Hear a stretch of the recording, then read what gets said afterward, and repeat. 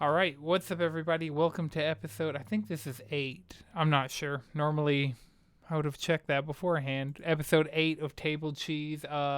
Joining me for the first time on this show, but for like the several hundredth time on podcasting, we have Madrid Devon. What's good, y'all? Happy to be here, Familiar face, new space. I'm Yeah, with it. out here reaching a whole new audience. We got to get you on like nerd talk or something with D sometime in the near future, like Blurred News. Just something, find a story that you two can talk to. Uh, If he ever wants to talk manga, let me know. oh yeah. D was actually surprised on this show when I told him, I'm like, yeah, I read manga all the time. And he's like, really? I'm like, yeah, Shonen Jump app. I got about 100 Like, volume, 100 like plus. daily? Right. Sounded like something just fell, but I'm going to keep it moving. So for people who don't know you, Madrid, you're my co-host on the Cheesy Controller podcast. You host the Three I Piece am. Set podcast. What are I some? do. What are like your go-to points for people who don't know you? Um, Defund the police. I don't know. So I consider myself a podcaster extraordinaire, an anime enthusiast, if you will, a manga evangelist. I just Aficionado. right. I have my agendas. I push them. You should read the Tokyo Ghoul manga. Like it's good. It's a good time. That's an agenda to be pushed. How about Undead Unluck? Bet nobody suggested that one to you. Check that out. Yeah, I'm just living, man. I've been enjoying content that's been dropping this week, like today specifically. Yeah, there's been some really good quality content. I mean, we can talk about some of that stuff as we're going. But yeah, for anybody wondering, where's D? This is a podcast episode on D's feed, and D is nowhere to be seen or heard. D's dealing with a personal emergency right now. His dog Mhm. passed away, and he felt it more important to be there for his wife and his kids than to be talking about video games. And like as a dog owner, I know Madrid, you have a dog. Right. Like I definitely respect that. Like, Yeah, sometimes it's best to just unplug for a second, connect with the people around you. yeah, You know. and like it's really like something I admire about him is like being able to be there for his family even with the amount of things that he does. So like that's just something that personally like looking at him has been like a positive quality that I've always seen. Like even when we record on Saturdays, we'll move the time around always so he can go to his kids volleyball games and go like take his wife somewhere or pick her up or do whatever he needs to do. So that's always good.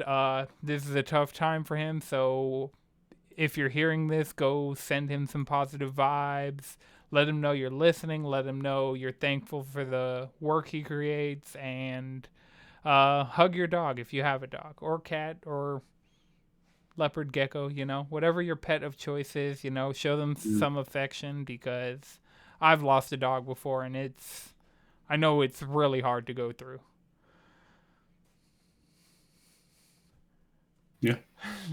Well, to bring things back up, I just wanted to, inform the listeners at home of that. But to bring the mood up a bit, Madrid, you and I are both fans of the musical artist Kid Cudi. Yes, yes. Very much so. And I He's know one of you my saw favorite. him recently in Atlanta. Yeah, like 2 or 3 weeks ago, something like that. So he was on tour for his Man on the Moon 3 project. That completes the Man on the Moon trilogy, of course. So it was dope. He performed a lot of his new songs, but he also performed like some of his OG stuff. From like his A Kid Named Cudi mixtape, which kind of. And something really interesting. So the reason he's coming up is he directed, produced. I'm not sure what like star acted Yeah, so in he was the main character, and I want to say produced it, and then the story was from him. Okay, so writer and producer and main character Right. and composer because Yeah. There are other writers too, but like you can tell the thumbprint that Cuddy had on this. yeah, you could see It a was lot of it the was influence of like just him and his mind, like a lot of the through lines that you feel from his music, through his acting, through his like just influence on pop culture. You can see right. a lot of those things just in it. Uh, and it was actually like really cool. It was one of those things where when I'm playing a game and like insane stuff is going on and I'm seeing scenes that could just be wallpapers on their own, I want to sit there and screenshot. And I might have to rewatch this on my computer so I can like print screen some like just stills out of this that are just Yeah. breathtakingly beautiful. There's some great shots. The animation is cool. It's That's not like the key here. It's like the way that it's stylized and like Yeah, the lighting and the use of colors is so vivid. Like it's interesting because when they were like in the it's outdoor fun. area, they like some Yeah. of the shots I was like this just has to be like live action footage like with a filter over it essentially, but not like some of the shots are really interesting, especially close-ups on characters. It's like Right. because of the facial features of the characters and the Because actors they behind the characters, they it's really like look like those people. and that's not something you see a lot of times in animation, especially because a lot of times when Yeah. you're seeing animation of a person, even if it's a I representation of the mean, person, it doesn't seem like it's motion captured, you know? well, Shark Tale, that looked exactly like Will Smith, so they've done it before. I was cleaning up earlier and Angelina had music playing from I almost said the name of the thing, the Amazon thing that responds when you say its name, so I'm not going to say it to trigger everybody's within the range of my voice. Because I've had the one on Apple devices respond when I hit, even though it's trained to my voice, I've had it respond to podcasts and TV shows. Oh So, yeah, I've had it respond to things other than its name. oh yeah, totally. Like, there at no point are these things being addressed directly or their activation phrases being said, but yeah, they just the I think I can just say the word Google and it'll be okay. Behind my TV, that just responds to whatever. At least twice a week, am I just watching TV and it's like, sorry, I can't help with that. I'm like, hey yo, nobody was talking to you. Right.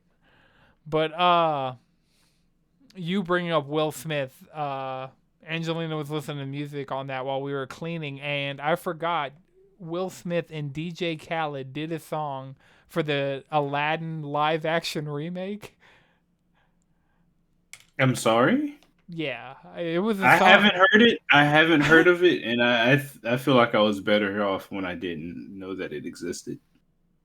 Yeah, it was like interesting to say the least. Like there's some things with DJ Khaled that I like and would be better without DJ Khaled, but Yeah, let's this throw in Will Smith to tip the scales. right That's and have it be a Disney song like from the Aladdin. So it kind of, has stereotypical instruments dictating of Did it slap?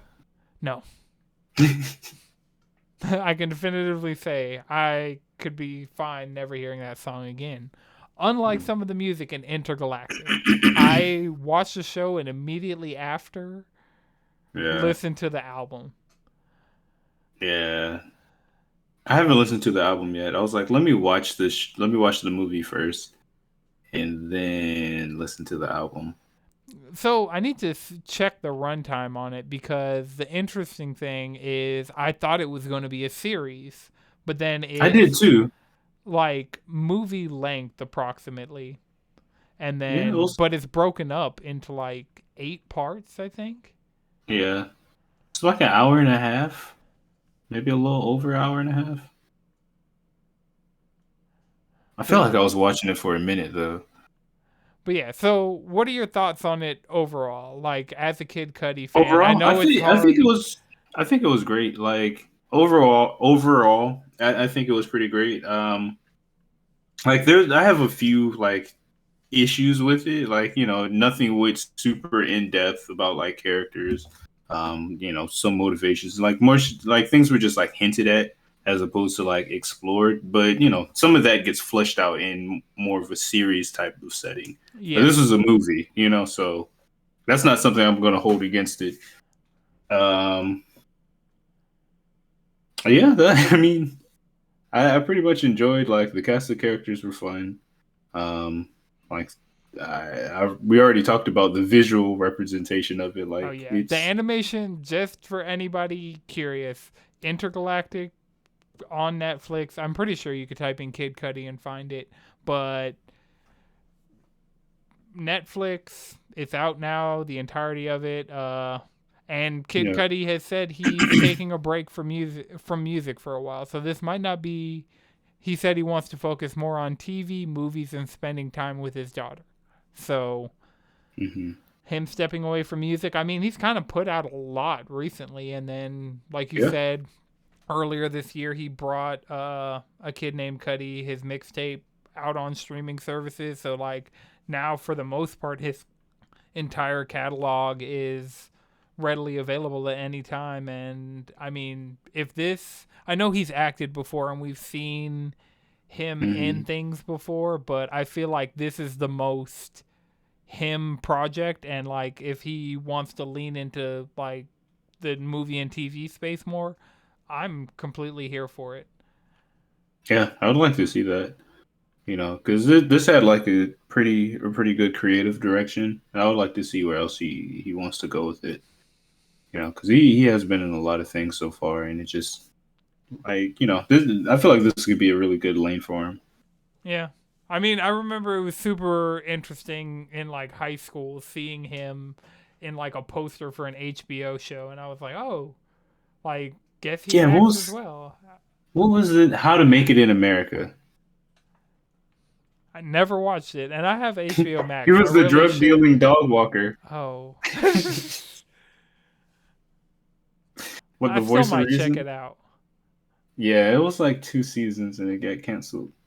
Well, was he in all two seasons? Was he like a main character, or was he just kind of like, was it He was cameos? the drug dealing side dog walker. I mean, he's like a side character. Okay.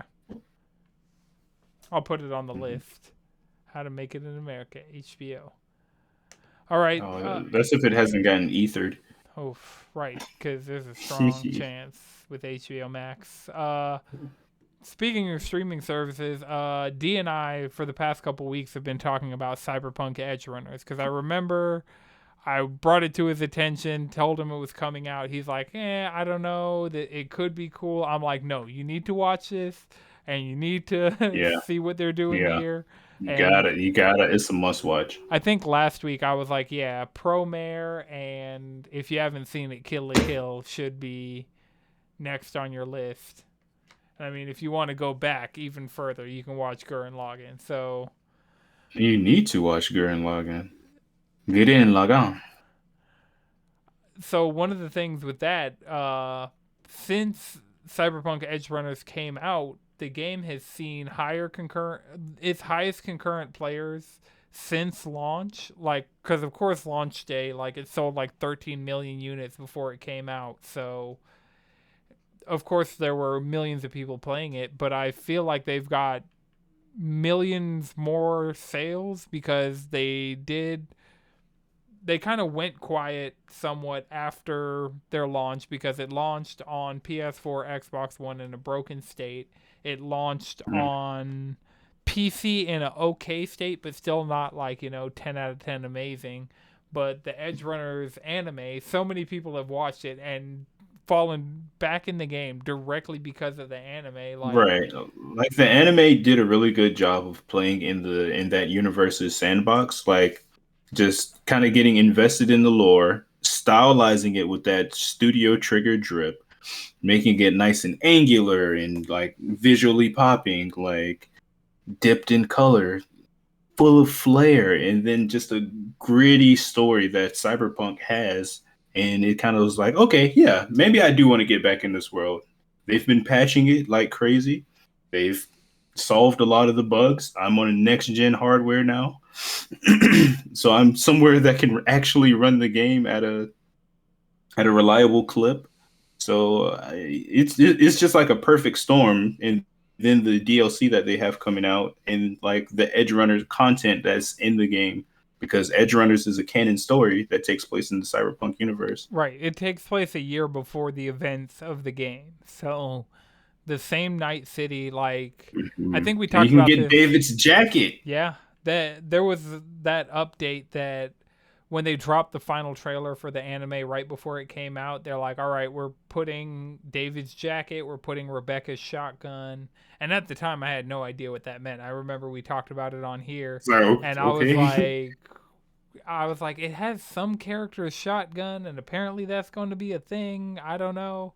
Right. Because like I tried not to really watch the trailers. I watched just a little bit to see Yeah, a couple of the characters. I was like, no. I gotta wait. I would I watch the need it. teasers. Anything over a minute, nah, I couldn't do it. Anything over 30 seconds, I was like, oh, it's too much. But I definitely, they'd have that. Here goes your 20-second teaser for it coming in 3 months, and I'd watch that. And that just everything got me super hyped for it. So I know something you wanted to talk about, and you brought up. So Cyberpunk's had a crazy resurgence. Another CD Projekt Red game Right. that had a show on Netflix, The Witcher 3, The actually saw Witcher. its highest concurrence after the Netflix show aired. And I think it's interesting because we're kind of in a phase of getting good video game adaptations. Castlevania, good. Tekken If Bloodlines, people had something like one concrete thing to go to for Castlevania, they would have. right. That's the But it thing. was like, I'm just gonna Konami, play my see, classics. the next season, because they've already announced like there's a follow up about Richter, and I think Right. they're going to put out a Castlevania game or collection or something with Richter's face on the Probably. box, because now Konami's like kind of back into gaming and willing to capitalize on stuff like this. They're like, oh, we can still make money off of this, huh? Yep. They don't have to be pachinko machines. I don't think I'd be too mad about a Castlevania pachinko machine. I'm sure there already is one. Now now that I Oh, say there's the words several. Castlevania pachinko machine, yeah, I'm sure that they're an actual thing that exists in Japan. Um, but we're in an interesting spot where for a very long time, if you saw a video game was getting a TV or film adaptation, you would automatically assume it was going to be trash. Right. Like, And we have had that, like yeah, the Dragon's Dogma. Like I watched the whole thing, but it wasn't good. ooh, I couldn't make it through that. Morbid curiosity. I Uh, still want to play the game though, so yeah, I think I'm just gonna wait get on around to two. it. That seems to be the thing with me. A lot of these things will make me think of these games, but I never actually like commit to playing them. Like I booted up Cyberpunk a couple times. Still don't like the gameplay of that game. Yeah, Like it wasn't bugs that bounced me off the game. It was just the gameplay didn't feel good in my opinion. it And wasn't smooth enough. I mean, it had like a fluidity. I just don't think it was the type of game that I would play entirely in first person. I think I could Especially Hunter see, 5. What you need is a Sandevis stand yeah. And I and the mean, that gorilla would be arms. part of my build. Well, I do the like scythe elbow arm things Oh with the yeah, Sand Devastan because you could just really praying mantis take them out like that. Because you yeah. can't use hacking and stuff with the Sand Devastan end game. Who needs it? When you can stop time, who needs it? Yeah. Besides that, there was like we've had Arcane, which kind of like sparked other people's like affiliation with League of Legends. Like now I actually know something about League. Like I Right. have some I can name some at form of least two concept. characters. Right. V and Jinx. Mm-hmm. Or Vi and Jinx and Echo. Yep. Yep. That's all I got. But I am Heimdall. excited for their fighting game that's coming out. I want to call it Project L. Project L. Yeah, there you go. Yeah, So I'm excited for that now. I have characters that I would like to play now, so that's dope. yeah. So with this, it's going to be interesting to see how it goes forward because a lot of these things we're getting from Netflix, and Netflix actually earlier this year said they were going to focus less on animation because it didn't seem like it was making them as much money as. I always like that's a bad idea. I think they're just too cheap. They don't want to have to spend that money on their animation budget. So they'll put that money towards like anime where they can cheap out on paying the studios doing it as opposed to like, some of the Western animations or just different series like that where they may have to do like a larger cut. So it sucks, but like damn. Like Arcane's really good. Like it's really if Netflix fumbles that bag, I'm sure somebody will throw money at them to get that property to do another one. Well, yeah, Like I wish more because I think they changed their name. MiHoYo, the people who did Genshin Impact. yeah, it's getting an anime by Ufotable. Yeah. So they put their budget into actually making that a thing that happens on their own. It seems like Netflix was going out and like approaching these studios because I don't think Arcane would have been made without Netflix. And I wish that there were more studios and more avenues and more like developers and publishers focusing on doing this because we've seen when Yeah, there's a game you can point people directly to, that game will not only sell, but it'll bring back old the players and next the next one up is Near Automata. Like the anime is ooh, coming out yeah. in January. We get the Switch port this month. In a few weeks, we get the Nintendo Switch port, which apparently runs amazing. It plays like the PS4 version, but on Switch. Oh, so so apparently it's like a god tier port. So that's good to hear. And then of course the anime comes out in January. So like it's gonna be like I feel like the numbers on it are gonna go up. yeah. Like it's gonna have that similar effect to it. And I mean, it's already sold a couple million copies. Like, it's been a huge success in its own right so far. And I'm Right. glad that, like, now there's pretty much nowhere you can't play it, except Yeah. maybe a Mac. Mobile. Mobile, yeah. But because Go it's figure on it out. PS4, it's on Xbox One, so therefore it's on PS5 and Xbox Series X. It's on Switch, it's on PC in multiple different ways. Is it on XCloud? Because shit, that'll take care of mobile. Uh I don't think that game's part of Game Pass because I actually bought that game, so Mm-hmm. I remember. Do I have that physically? Oh, it is definitely too hard to see. And sorry if y'all heard my headphones hit the microphone. Clank Um, clank. yeah, the blue light makes it super hard to see, but that might be one I have physically. Actually, is Nier Automata for Xbox. Yeah, so it's we're in an exciting time. Like the content's good. I hope they knock it out of the park with the near anime. Because of course Persona has anime. Like Atlas has been doing this for a while. So they do the Shin Megami Tensei series, like Persona, things like that. And a lot of those games have an anime attached to it as well. So it's not necessarily new, but it's like to what how popular is it going to become, you know? Yeah, it'll be interesting. Overwatch 2 is coming out this week, and as much as I don't want to talk about that, I went back and I watched some of the old cinematic trailers from Overwatch 1.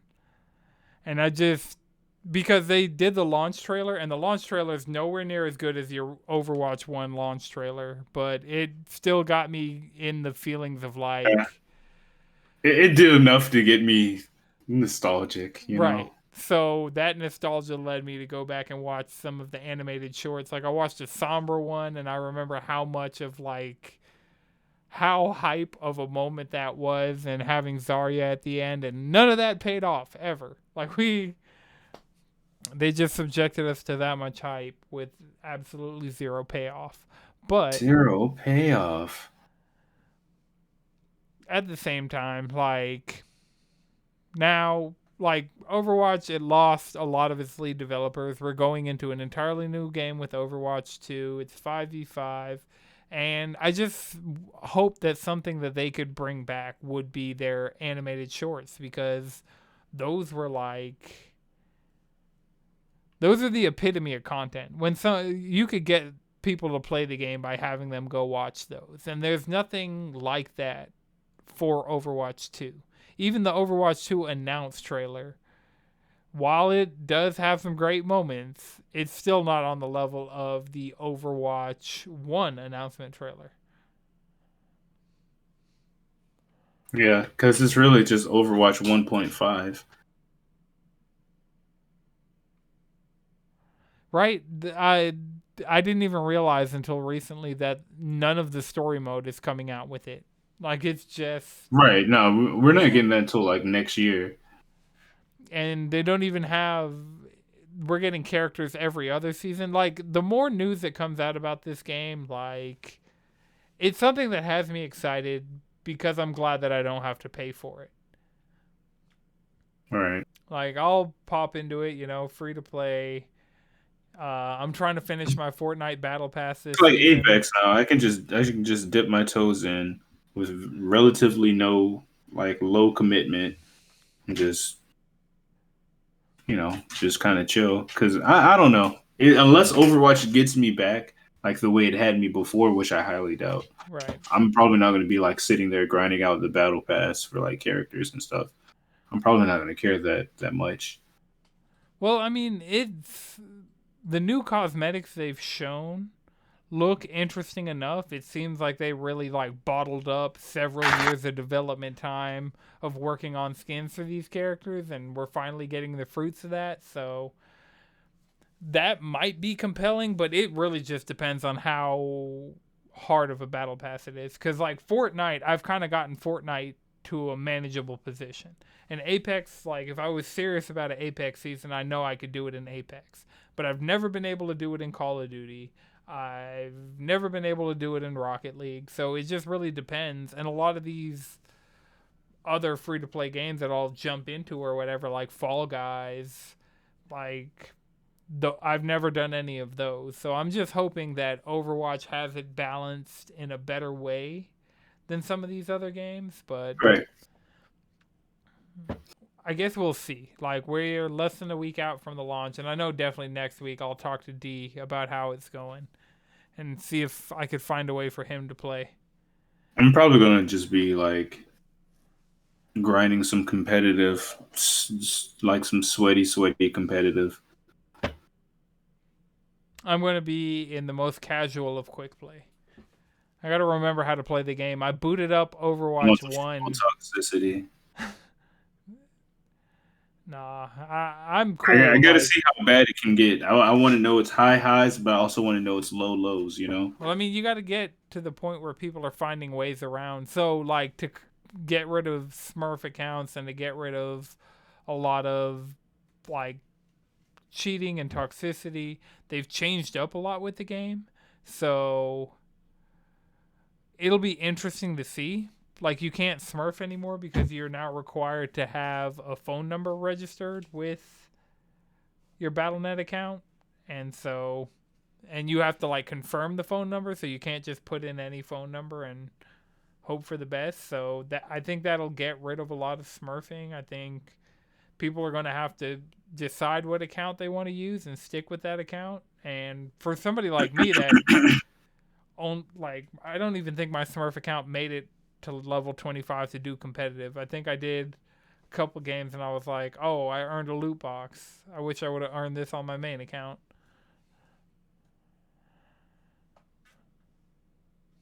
Yeah, I did have a Smurf account. I had 25. That I did some competitive. Was it really worth it?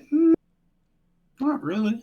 But I mean, for the people that it was worth it for, just hopefully going forward, a lot of the changes they've made to like the account system, cross progression is going to be big because I could just pick it up on my Switch or maybe find a way to get it working on the Steam Deck or something like that. And, Yeah, I think crossplay is going to be big just to increase the player pool. well, yeah, I mean, crossplay was big. It's just we had fallen off the game by the time crossplay was there, and now like the thing would be cross progression because I They had added crossplay to Overwatch. yeah, like at least a year ago.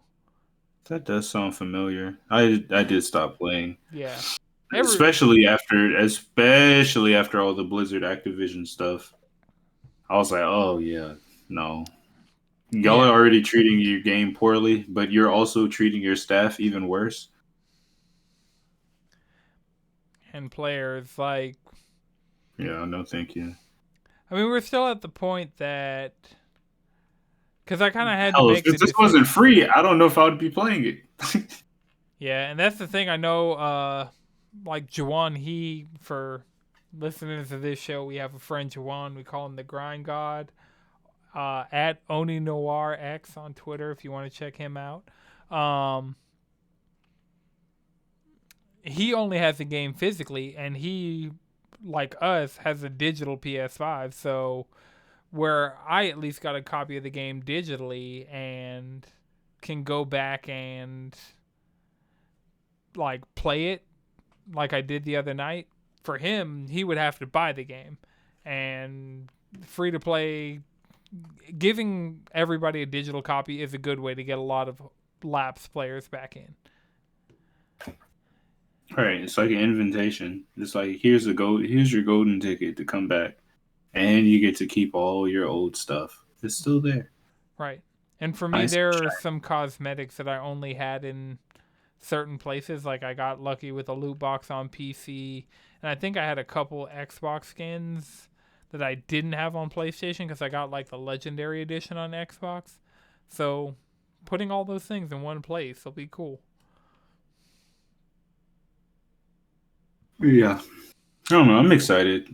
I just want to see where it goes because, like, I miss the tactics of like coordinating teamwork for like that type of game and like pushing the payload, capturing a point, protecting a point. It was like a nice breath of fresh air and kind of in that space. And then we got hit with a bunch of battle royales. So going back to that would be nice, Yeah, going especially back if to you don't like play on having a PC. team focus, like because we haven't really had anything like that I feel like has broken through to the mainstream.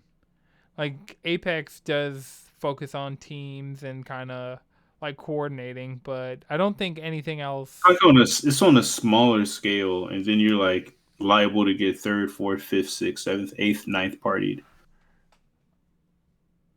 The entire It's lit sometimes, but it's still a battle royale, so it's like, damn, what do I have equipped? You know, right. if I drop in with Genji, I know I always have a deflect and shuriken. Same thing. If I drop in with a diva, I have a mech. So, yeah, that'd be interesting. Overwatch Battle Royale. I don't know if that would entirely work. I think they should focus on getting these games. A lot of the shooters have been prospering on mobile lately, and I think it'd be kind of a like big thing for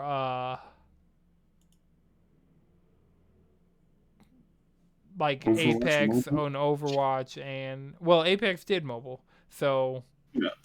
yeah, Overwatch doing a mobile port because PUBG's been successful, Apex has been successful, Call of Duty's been successful, at this point, I'm surprised it didn't Fortnite. drop. Fortnite only kind of has a mobile version now. Like they pissed They scale off. it back. No, they got banned. Oh Yeah. yeah, I forgot about that. Damn. Ooh wee. It feels like so long ago. I mean, it's probably been a couple years, but they went to court against Apple, and so Apple's like, yeah, no, how about we can choose not to have you on our store, and we can stop people from playing. Like, Apple is completely fine cutting off one of the largest player bases of Fortnite from Fortnite to prove a point, evidently. I get it.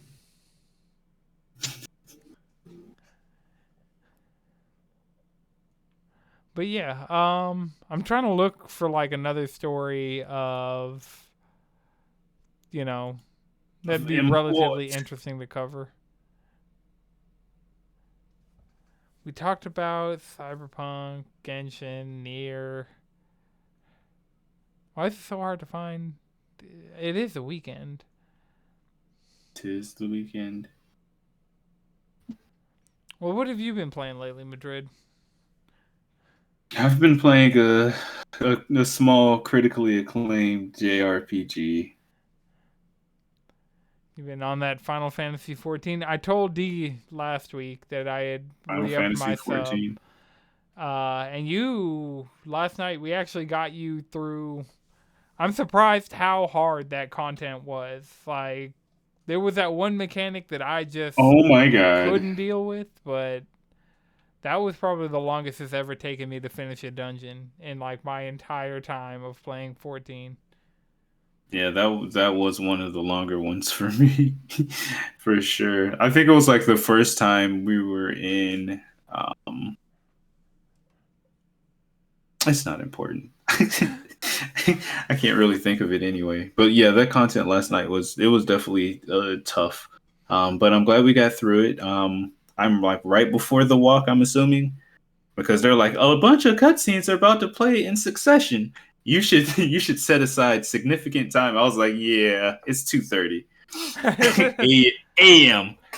I'm not trying to get off at 3:30, so At let me go to bed least. right now. Right, at least. Because I know Endwalker, there would be times where I'm like, I done started these cutscenes, and Because I it's. was in the cutscene after the dungeon for like 20 minutes.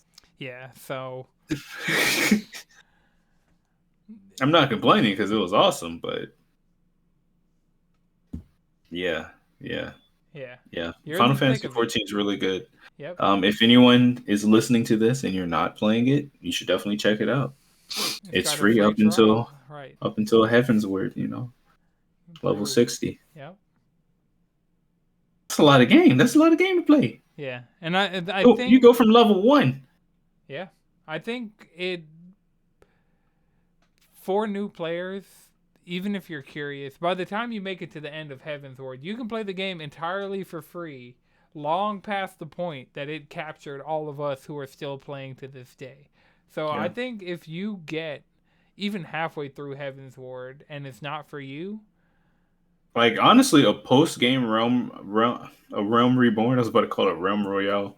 A post game realm reborn is that's really what got me because of the stakes. It was like, oh wow, like everything just changed. yeah. Just like from that point on, everything just changed. Some things remain the same, but like your world is different. Yeah, you start that game as an adventurer and a Realm Reborn as a warrior of light.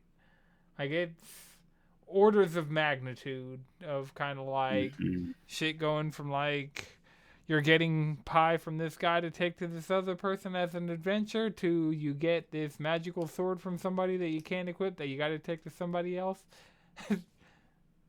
To dragging the corpses out of you. Yeah. yeah, it gets dark.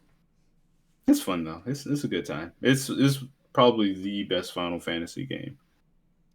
And you have a lot more experience with Final Fantasy than me. I know you've completed a lot more of the mainline titles than I have, and for you Yeah. to be saying that. Like, I know a lot of people, that was one of the things that got both of us interested in the game, is like people saying that Shadowbringers is just one of the best Final Fantasy games, period.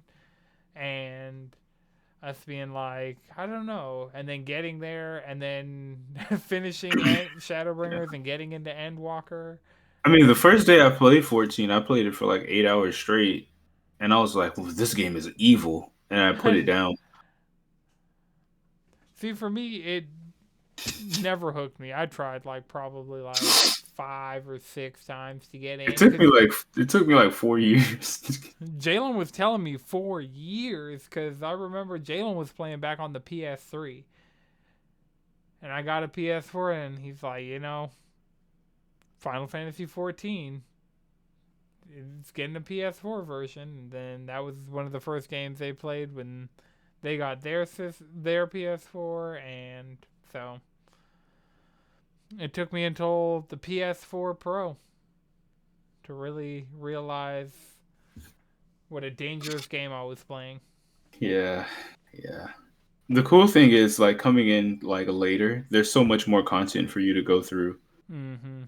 So like even with me, I'm in Heaven's Word, the not Heaven's Word, Endwalker, the latest expansion, and I still have like in-game Endwalker, well post game, and then like the new patches that are coming out.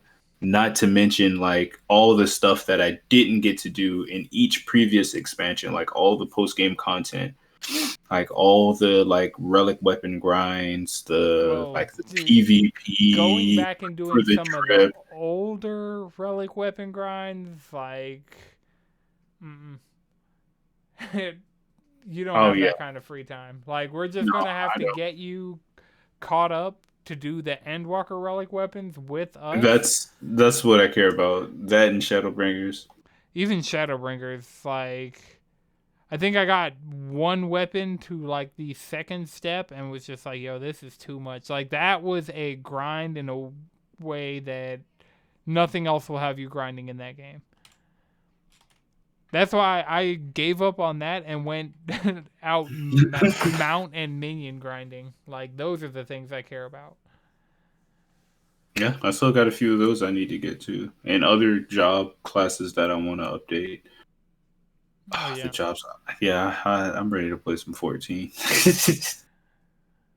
Well, yeah. I mean, it'll probably be a shorter episode of Table Cheese this week. Thank you again, Madrid, for coming to this impromptu recording. Hit you up last You're night and welcome. you were willing to step up and help us out. Really appreciate it. Yeah, of course. I enjoyed this. This is a good time. Yeah. For everybody listening, check Madrid out on social media. You can find him at SpeedwagonX, at 3P Set Pod, and both of those are on Twitter. Do you have anything else you want to shout out? No, not really, because I have an Instagram, but like y'all don't know me. Follow me on Twitter instead. And then check out the Cheesy Controller podcast on Twitch, and YouTube, and Yep. I mean, people know they Twitter. can find us around the internet, cheesycontrollerpodcast.com. And they can follow me on Twitter at Anton Sixxx with 3 X's and on Instagram at Anton the number 6 with 2 X's. Remember, hit up D, send him your well wishes. Try and be of help if you can in his time of need.